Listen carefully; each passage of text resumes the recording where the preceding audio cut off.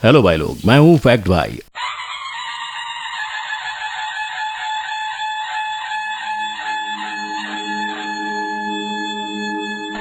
और ढोल नगाड़े बजाओ, शहनाइयां और जय जयकार की गूंजें रुकनी नहीं चाहिए। आखिरकार नंदा डायनेस्टी के सालों के शासन को उखाड़ फेंक के सन 325 बीसी में चंद्रगुप्त मौर्य ने मगध को एक्वायर किया था और ऐसे भारत के इतिहास को अपना पहला राजा मिला, महाराजा चंद्रगुप्त मौर्य। पर संयोग देखो, उसी इतिहास में चंद्रगुप्त मौर्य का एक भी असली फोटो मौजूद नहीं है। आप चाहे कहीं भी देख लो, आपको चंद्रगुप्त का कार्टूनिश इमेज या फिर इलस्ट्रेटेड इमेज ही देखने को मिलेंगे। हाँ जी हाँ, माना मैंने, तब कैमरे का इन्वेंशन नहीं हुआ था, तो ऐसे में राजा साहब पोज कैसे करते। परंतु मेरे बंधु, उस जमाने में स्कल्पचर्स को ही फोटोग्राफ माना जाता था। तो फिर अब आप बताओ, कहाँ है वो फोटोग्राफ्स यानी स्कल्पचर्स? हाँ, ये तो है ही, परंतु यहाँ शूरवीर चंद्रगुप्त मौर्य मासूम नजर पड़ते हैं। इस तस्वीर को देख शायद ही कोई उनकी शूरवीर कहानियों से इन्हें रिलेट कर पाएगा। बस इसीलिए अब फैक्ट भाई आपको दिखाएगा चंद्रगुप्त का वो शूरवीर चेहरा, जिसे देख जंग में सबके हाथ पैर कांपने लगते थे, जिसे देख आप उनके हर शूरवीर कहानी और किस्सों से उन्हें रिलेट कर पाओगे। मिलिए इतिहास की किताबों से कोसों दूर और गुमनाम चंद्रगुप्त मौर्य के इकलौते वीर और निडर स्कल्पचर से। इसे देख आपने जरूर उस चंद्रगुप्त मौर्य से रिलेट किया होगा जो चाणक्य अर्थशास्त्र और चाणक्य नीति के गाइडेंस में चलते थे, और उसी पाथ को फॉलो करते हुए उन्होंने पूरे भारत के शासन को 4 टेरिटरीज में बांट दिया था। क्योंकि चंद्रगुप्त को ये बात बहुत अच्छे से पता थी कि वो मगध से बैठे बैठे पूरे भारत की तकलीफ और रखवाली नहीं कर सकते। कल को अगर किसी गुजरात वाले को इशू आया तो वो इशू को झेलना चुनेगा या सफर तय करना। इन्हीं नेक इरादों और उत्तम फैसलों की वजह से भारत के पहले किंग को इतिहास के साथ साथ हम सब ने भी बिन भूले याद रखा है। और ठीक ऐसे ही एक और राजा हैं जिन्हें ना इतिहास भूला है और ना हम। वो महाराज जो अपने चालाक बुद्धि, तलवारबाजी और निडरता के साथ साथ अपने सौंदर्य के लिए भी जाने जाते थे। माना जाता है कि शिवाजी का चेहरा इतना सुंदर था कि कई सारे लोग बस उनके दर्शन के लिए मीलों का सफर तय करते थे। परंतु मेरे बंधु, अगर हमने हमेशा से ही शिवाजी का इलस्ट्रेटेड इमेज देखा है और असली चेहरे से अनजान रहे हैं, किंतु अब नो मोर इलस्ट्रेटेड इमेजेस। फैक्ट भाई दिखाएगा आपको शिवाजी महाराज का असली फोटो।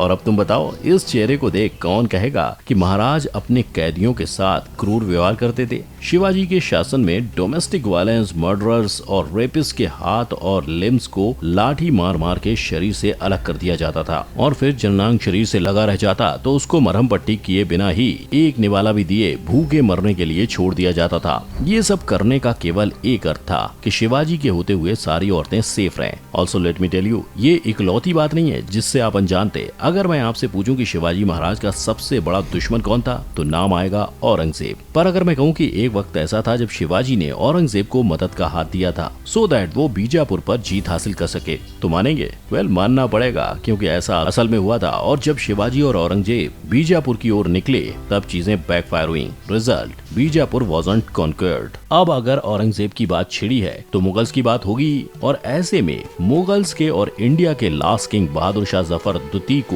हम कैसे भूल सकते हैं? ना, मैं जानता हूँ आप सभी उनके असली पिक से वाकिफ हो। यही वजह है कि फैक्ट भाई आज आपको चेहरा नहीं बल्कि उनके मृत्यु का अनदेखा चेहरा दिखाएगा। इस तस्वीर को देख मेरे मन में तो एक ही गाना बज रहा है, क्या से क्या हो गया। और यहाँ ये सवाल उठता है कि आखिर ये हुआ क्यों और कैसे? वेल, जवाब है depression. Yes, Bahadur Shah Zafar depression के शिकार हो गए थे। वो डिमोरलाइज्ड और ह्यूमिलेटेड हुए थे। दिन रात उनके मन में एक ही बात का पछतावा हुआ करता था कि 300 साल के मुगल शासन पर फुल स्टॉप लगाने वाले कोई और नहीं बल्कि वो खुद थे। बस इसीलिए ही जब अंग्रेजों ने उन्हें पकड़ के भारत से दूर म्यांमार यानी बर्मा में कैद कर दिया, तब उन्होंने एक आह तक नहीं निकाली। उसी खामोशी, नाउमीदी और डिप्रेशन में बहादुर शाह अपनी आखिरी सांस तक रहे। और फिर 7 नवंबर को वो अल्लाह को प्यारे हो गए। जब उन्हें मृत्यु मिली तब उनके पास ना राजमहल था, ना कोई अच्छी जगह, बस एक शैबी वुडन हाउस में ही उन्होंने अपनी देह को त्याग दिया।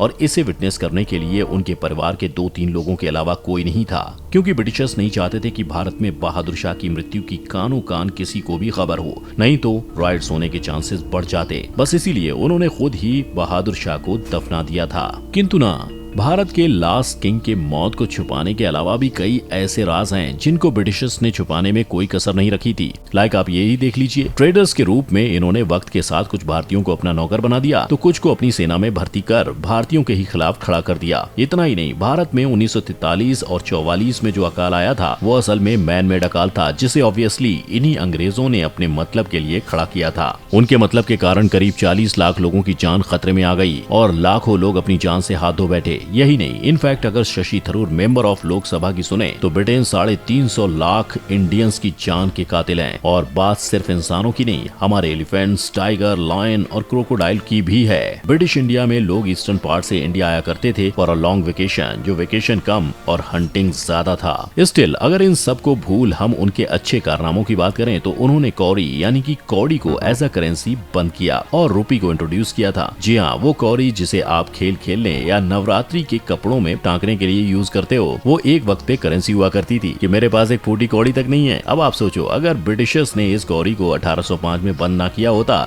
तो आज हम और तुम कितने अमीर होते। पर उनके सिर्फ चंद अच्छे कामों की वजह से तुम भूलना जाना राजा नरसिम्हा रेड्डी को। मैं भूल गया कि भूलने के लिए बात का पता होना भी तो जरूरी है। दरअसल नरसिम्हा रेड्डी आंध्र प्रदेश के बहुत ही ब्रेव किंग हुआ करते थे। उनकी मौजूदगी में उन्होंने आंध्र प्रदेश में अंग्रेजों को पैर तक नहीं रखने दिए थे, किंतु एक रोज अंग्रेजों ने भारी सेना के साथ हमला बोल दिया और वहाँ नरसिम्हा की हार हुई। उन्हें भरी सड़क पर फांसी दे दी गई और उनका सर धड़ से अलग कर महल के एंट्रेंस में लटका दिया गया। और यही नहीं, अपने टेरर को बरकरार रखने के लिए उन्होंने नरसिम्हा के सर को 30 सालों तक उसी महल के एंट्रेंस पे लटकाए रखा था। और फैक्ट भाई आपको इस बात से भी वाकिफ करा दे कि हिंदुस्तानियों का सर धड़ से अलग करवाने वाले केवल अंग्रेज ही नहीं थे, जापानीज ट्रूप्स भी थे। आप खुद ही देख लो कि कैसे 1942 में जापानीज ट्रूप्स इंडियंस को अपना टारगेट बना के निशाना साधने की प्रैक्टिस किया करते थे। निशाना लगा तो सही, नहीं तो इंडियंस जान से हाथ धो बैठते थे। अब मेरे प्यारे भाई रुको, इस अनदेखे तस्वीर के सफर में तनिक रुक जाओ और गहरी सांस ले लो, क्योंकि अब मैं आपको दिखाने वाला हूँ उसे देख शायद आप चौंक जाओ। जहाँ अभी तक आपके और मेरे इजिप्ट देखने के सपने पूरे नहीं हुए, वहीं कुछ इंडियंस हैं जो इस सपने को पूरा कर चुके हैं। इनफैक्ट उन्होंने गीजा के सामने खड़े रह के फोटो तक खिंचवाई है। यस, मोस्टली सिख पॉपुलेशन गई थी और ये दौर था WW1 का।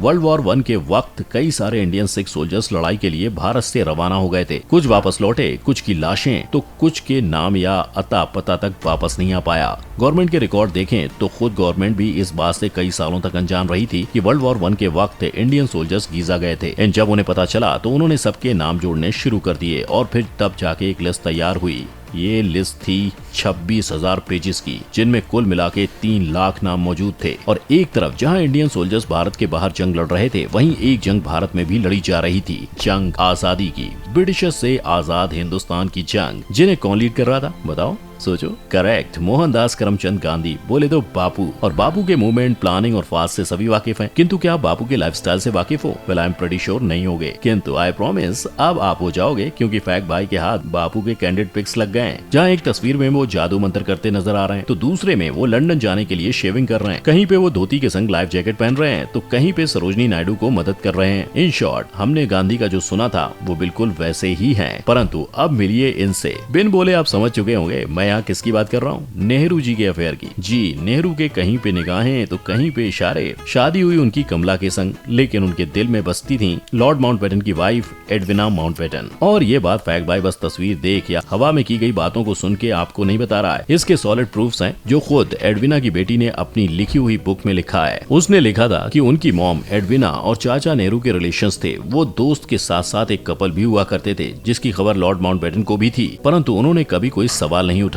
और उन्होंने नेहरू और एडविना के रिलेशंस को एडविना की मौत तक चलने दिया था।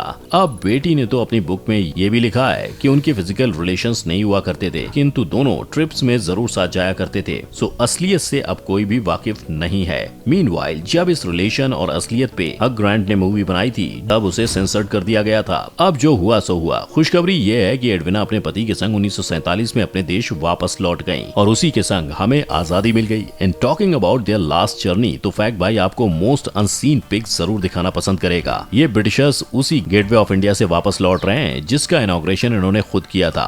1947 में मिली इस आजादी की कीमत काफी बड़ी थी, क्योंकि बिफोर दे फाइनली लेफ्ट उन्होंने 1 मिलियन लोगों की जान ले ली थी और 13 मिलियन को गायब कर दिया था। इंडिया और पाकिस्तान को अलग कर दिया था और साथ ही में सोने की चिड़िया का सारा सोना लूट लिया था। अकॉर्डिंग टू डेटा 1765 टू 1938 के बीच यूके ने भारत से 45 ट्रिलियन डॉलर्स लूट लिए थे। 45 ट्रिलियंस यानी कि आज के यूके के जीडीपी का 17 टाइम्स होता है, 17 गुना। किंतु हम हैं इंडिया वाले, ऐसे कैसे छोड़ देते भैया। हमने बराबर टक्कर देते हुए इस साल यूके को रिप्लेस करके 5th हाईएस्ट जीडीपी की प्लेस हासिल की है। अब इस बात से आप कितने खुश हुए और अनदेखे इतिहास पे आपका क्या विचार है, बताइए मुझे कमेंट सेक्शन में। वीडियो को लाइक, शेयर और चैनल को सब्सक्राइब करना मत भूलिएगा।